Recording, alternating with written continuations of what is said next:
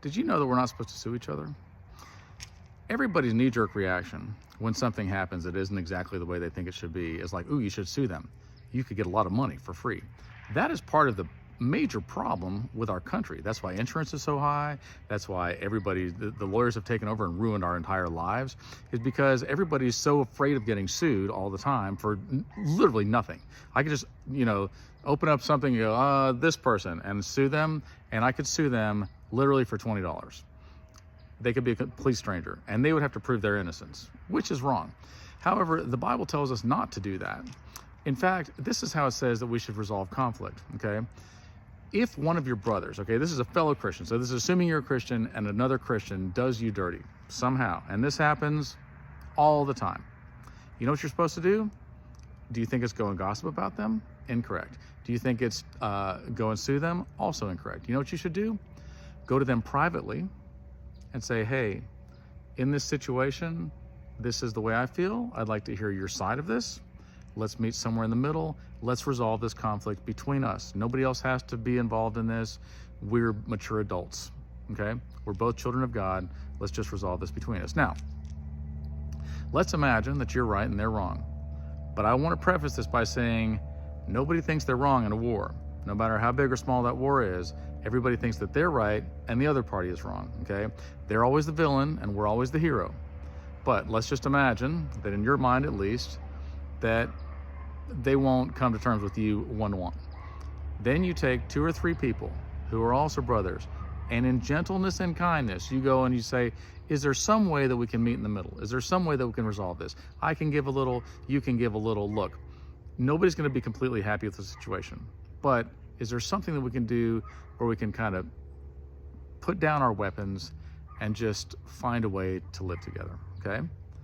If they won't do that, then it says to take, to go with the church and say, hey, look, there's this problem, and it's going to cause a problem between us. It's going to cause a division between us. We don't want that. What can we do to work together to make this thing work?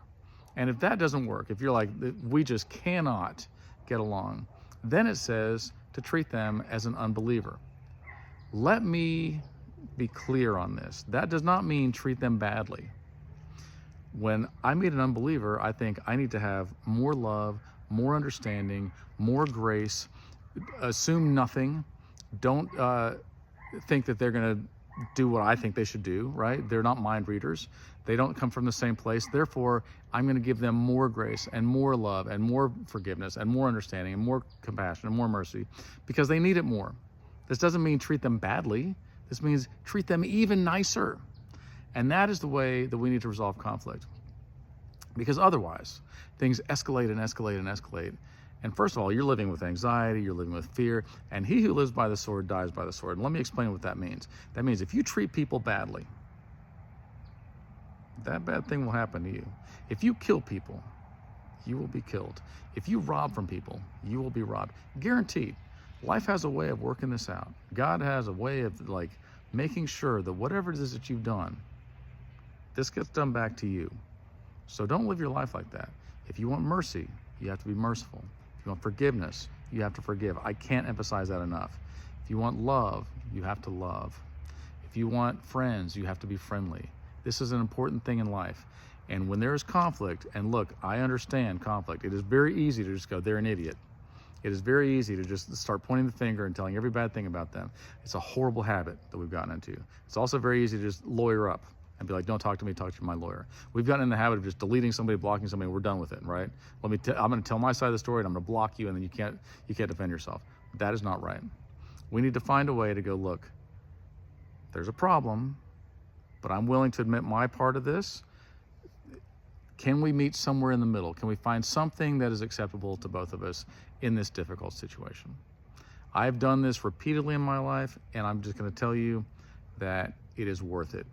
It is worth it. You're going to be happier in the long run. Do not go to court. Do not keep feuds going. Do not keep hating on people. Don't keep all this stuff. Forgive them.